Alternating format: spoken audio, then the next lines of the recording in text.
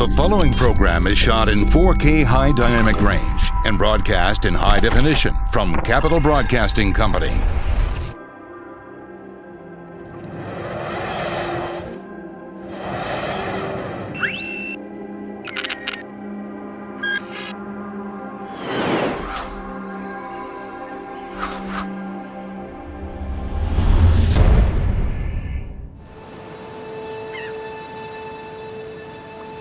The sea has been rising for thousands of years. It continues on this upward increasing pattern.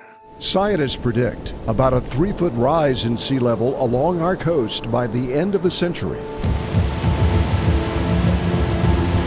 This is not something we have to deal with 100 years from now. We have to deal with it right now. But beach communities are dealing with sea level rise right now. We are retreating by default. Mainland coastal communities are dealing with it too. They have water that they need to move now. Saltwater is invading forests and farms. Some of these fields here are at or below sea level. It's inundating a federal wildlife refuge. There's places that were eroding on average of 45 feet a year. Across northeastern North Carolina, water is pumping, dikes are blocking, and homes are rising. Being up here, you feel a lot better, But sea level isn't rising above politics. The law makes it illegal for North Carolina to consider scenarios of accelerating rates of sea level rise. We were made fools of. Sea level rise is not a theory, it's a measurement. With a measure of uncertainty for our coast.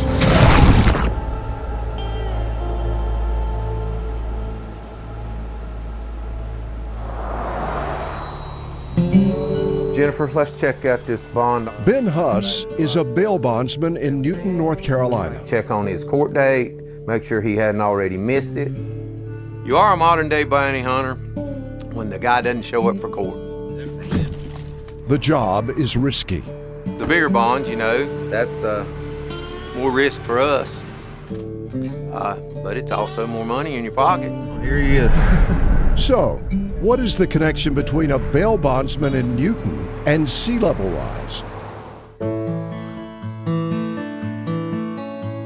Well, Huss is also the owner of this beach house, made famous in the 2008 movie Nights in Rodanthe, starring Richard Gere and Diane Lane. 4 nights, leaving Tuesday. Pretty early. I've got a flight to catch. I was just enthralled with it, with the movie and the house also. At high tide, the water was coming under the house. And at low tide, it would come up to the front steps. Huss decided to take another risk. He bought the house in 2009. I was going to save that house to the extent that I would probably die trying. Okay, Jerry, let's go. Huss hired the same contractor who moved the Cape Hatteras Lighthouse in 1999. They tell me in 1 hour the house is going down the road. He moved the house nearly 300 feet from the ocean. But the ocean is following. So now we're down to about 250 feet. There is something to the global warming, and our environment with the hotter temperatures is making the oceans rise. So that's a big enemy of any house that's on the coast. Sea level rise makes erosion worse. Erosion has cost Nags Head several rows of houses over the years. They seem to be the poster child and the picture of sea level rise, which we don't want to be that. From 1870 to 1924, global sea level rise has been less than 1 millimeter a year. The process of sea level change on a global basis is really a slow, gradual process. It's like filling your bathtub gently. But Rick says global sea level rise is accelerating. Since 1993, the rate has quadrupled to 3.2 millimeters a year. He says sea level rise is accelerating because climate change is warming the oceans. Here in North Carolina, tidal gauges show the rate of sea level rise is less than the global average. On average, sea level has been rising annually about the thickness of a nickel every year for at least the last 80 years. But Rogers expects that to change. We think sea level is going to accelerate in the future, even though we haven't seen it in the historical record of our gauges, but it's almost certain to occur in the future. Right now, scientific projections are for sea level along our coast to rise anywhere from 15 to 55 inches between now and the end of the century, with a 39-inch rise being the most likely scenario. Just a 2-foot rise in sea level would inundate much of the Outer Banks. Just imagine places like Redanthi underwater. Sea level rise is already causing higher storm surges and more flooding. In September of 2017, Hurricane Jose caused this overwash that came through some beachfront homes and closed Highway 12, even though its center was 300 miles offshore. If we look at how we're managing those threats, immediate threats today, we're not doing a very good job of handling the immediate threat. The town of Nags Head has been dealing with the shoreline threat through beach renourishment. Our will is to continue to nourish the beach. As long as we can afford to do so, and as long as we have a sand resource that we can replenish the beach with, we're going to continue to maintain the beach. The town has also required new homes to be built further from the ocean and higher in elevation. The problem is there's little room left for new construction. The town is nearly 90% developed. I wish 30 years ago they knew then what we know now. Lawsuits have hampered the town's ability to move homes out of harm's way and condemn and remove ones already on the beach. We lost some of our appetite for this because the legal challenges are expensive and they do cost the taxpayer quite a lot of money to deal with these. Meantime, sea level rise is also affecting groundwater. It's rising, and it's rising fairly quickly, which contributes to flooding during heavy rain. In September of 2017, Nags Head adopted a comprehensive study that identifies and prioritizes its vulnerabilities to sea level rise. Regardless of where you fall on the science and how much it's going to rise and how fast and how much, it seemed irresponsible for us to not plan ahead. The town solicited input from residents and business owners. It even formed a climate change and sea level rise adaptation committee. And then we started rewriting our codes or addressing climate change, sea level rise into our building codes. North Carolina Sea Grant partnered with the town to develop the study and use it to start developing an adaptation plan. We've had elected officials there who have been engaged through the entire process. They're really serious about making this happen. The plan will focus on critical infrastructure over commercial and residential development. To really begin thinking about, okay, at what point are we going to have a problem? At what point do we reach a threshold where we will have some negative consequences? And how do we keep that from happening? For the town of Nags Head, the overriding goal is to stay put as long as possible. You know, we can't relocate. We can't pick up the town and move anywhere else. So from originally built in this picture with 400 feet of beachfront down to no beachfront. Ben Huss already moved his beloved Knights in Redanthi house once. He's hoping he doesn't have to move it again. We're hoping to get 15 more years, maybe before the water comes up to the edge and up to the front steps. And it'll be there for who knows how long. With a $1.2 billion annual tourism economy, the Outer Banks may get most of the attention when it comes to sea level rise. But next, the impact may be even greater further inland. What we're seeing here is erosion rates anywhere in the range of 5 to 15 feet per year. In some places, we were getting as much as 45 feet a year.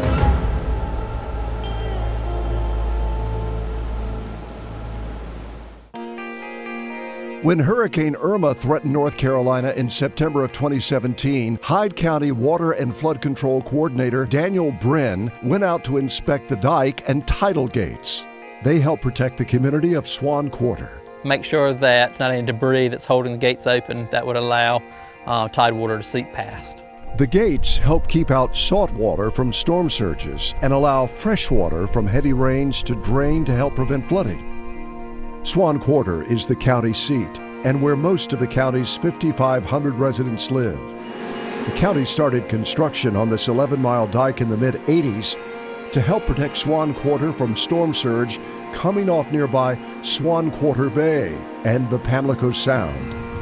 The county sped up dike construction after Hurricane Isabel flooded Swan Quarter in 2003. Isabel was a huge wake-up call. The dike was completed just before Hurricane Irene in 2011 and saved the town from Irene's storm surge. Right here where you're looking now, the water was maybe 3 or 4 inches from the top of the dike. And inside, you and I would be standing on grass right here. But the entire county is vulnerable to flooding. Most of it is less than 3 feet above sea level. About 85% of the county is within the 100-year floodplain. The county has a network of drainage canals and pumping stations. And this pump is used to remove water from the agricultural land and improved land upstream, to lift it, and then to move it outward onto the Pamlico Sound. Salt water can ruin farmland, risking the county's nearly $200 million in annual crop sales. It's a constant battle against the water down here in Hyde County. This shows just what farmers here are up against. The same storm surge from Jose pushed this salt water 3 miles inland from the Alligator River and into a drainage ditch alongside Hyde County farmland. Local farmers plugged the ditch to try to keep the water out, but the plug is failing. They're seeing more evidence that salt water is moving into these canal systems and influencing negatively their agricultural production. Let's just use some water levels here. Burchell is an NC State professor doing research to try and help.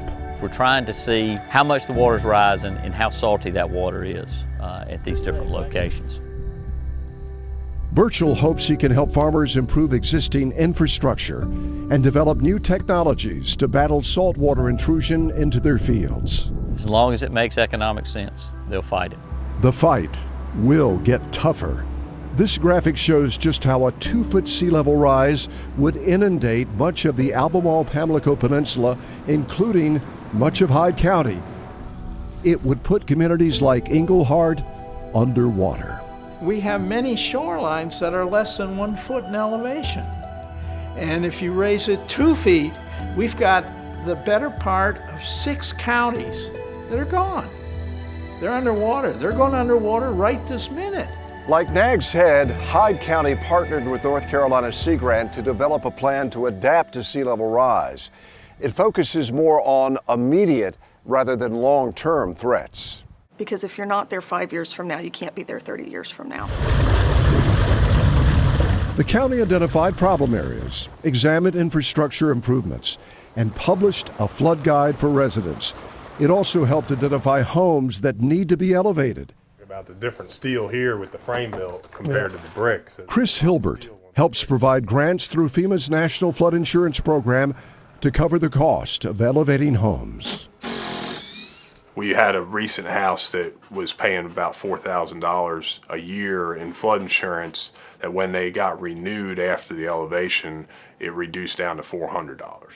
More importantly, it gets people like Bertha and Solomon Cooper out of harm's way. Their house in Swan Quarter flooded 3 times. You had just about 4 foot of water each time. The last time was during Hurricane Irene. Cooper's home was on the wrong side of the dike and filled with water. We lost everything. Hilbert helped Cooper get a grant to tear down his old home and build a new one that's elevated and in a less flood-prone area. Cooper says he feels much more prepared for the next storm. Well, you feel a little better now, you probably have something to come back to, Like many Hyde County residents, Cooper plans to stay. The people here in Hyde County are resilient folks. That's why we're still here now. And they understand the risks. Nowhere else in the state, I would think you would get a broader consensus that sea level rise is real than you would here in Hyde County. This road used to extend well beyond where that piling is out there in the water just a few years back, just 5 years ago. The Nature Conservancy's Brian Boughton points out the land that is being lost to sea level rise in the Alligator River National Wildlife Refuge. The refuge covers 157,000 acres of mainland Hyde and Dare counties. And by the end of this century, a lot of the refuge could be underwater. Scott Lanier was one of the original 3 employees of the refuge in 1985. He left in 1991 and returned 25 years later. I just looked around and thought, my word, what is happening in this place? This change in habitat is really unreal. What's going on? Marshes had turned to open water, land into marsh, and woods into ghost forests of dead trees. The easy button would be, oh well, you know, there's nothing we can do, really. What's going to happen is going to happen. We're not going to do that. There used to be a fence that ran basically from Wanchese over to Mans Harbor. Instead, the refuge partnered with the Nature Conservancy on a project to adapt to sea level rise. Water control devices have been installed. What we're actually doing is creating more of a system where the fresh water is pushing the salt water back towards the sound. More salt-tolerant vegetation is being planted, and oyster reefs have been installed to slow down shoreline erosion. And that helps to keep this ecosystem intact. It helps to slow the rate of erosion to something that's more natural and something that we would normally see in an area like this. You're preparing for what's going to happen in the future, and just slowing that whole rate of change down. Giving the wildlife here a better chance to catch up, adapt, or migrate inland. We're hanging on to what we got as long as we can. Next, successfully adapting to sea level rise may mean putting policy over politics. Unfortunately, sea level rise and climate have become political issues, not science.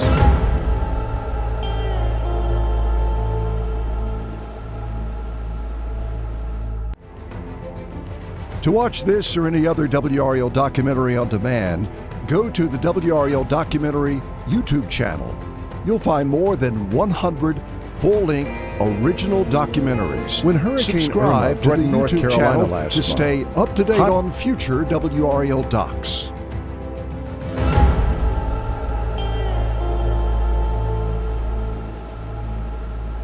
If your science gives you a result that you don't like, pass a law saying that the result is illegal. Problem solved. That's comedian Stephen Colbert lampooning our state legislature in 2012. It was over a law that prohibited coastal communities from using a state science panel report that looked at sea level rise projections to the year 2100. The panel later amended the report to look out only 30 years. That, of course, makes the projections look less dire. A probable rise of 7 to 12 inches instead of 15 to 55. It's important to show what's vulnerable out here. And coastal geologist Stan Riggs served on that panel. What the state of North Carolina did was throw that part of the coastal system under the bus. They threw the science under the bus, but they also threw the people under the bus. Riggs says the state can't properly plan major infrastructure projects like the new 100-year Bonner Bridge if it's only looking at 30-year sea level rise projections. NC20, a group representing the state's coastal counties, pushed for the change. With the idea that the public will rebel against this, they won't come to our beaches anymore, it's going to kill the coastal economy. But NC20 says it was more about the initial report taking away local control. And it said in the report that local governments shall, and the one thing you learn when you're looking at any legal document or legislation, there's a big difference between shall and may. And it said local governments shall use a kind of an official rate of sea level rise in local planning purposes. Kelly says planning for an uncertain scenario more than 80 years out is unrealistic for coastal communities. Climate change, it's a certainty. Modeling, though, is not a certainty. I think the 30 years, everyone could kind of wrap their heads around it and understand that. And she says communities can still look at the longer projections if they choose to.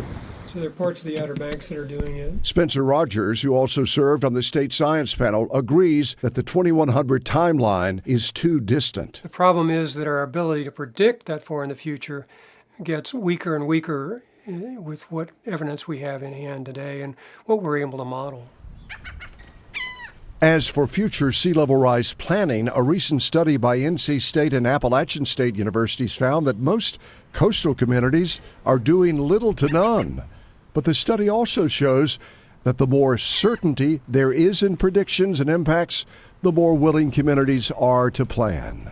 The evidence for these coastal officials will continue to come in, and hopefully that will increase their comfort level and ability to make some adaptive actions. Right now, Nags Head and Wilmington are the only coastal communities that specifically mention sea level rise in their comprehensive plans. Unfortunately, sea level rise and climate have become political issues, not science. But the good news is they're often making the same decisions they would need to do for sea level rise adaptation for other coastal hazard reasons.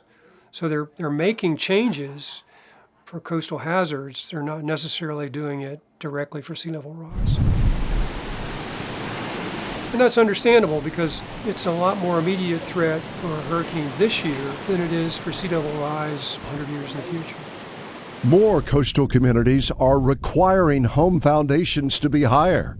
We can engineer our way out of a lot of things, but not everything. At some point, you've got to back off. And while there has been some notable backing off on the Outer Banks, people there say total retreat is not realistic. Is there an expiration date for the Outer Banks? I have no idea of knowing that. And I know that we're going to go along and do what we need to do and do the best that we can do today and in planning for a future and protect our livelihoods and protect our culture.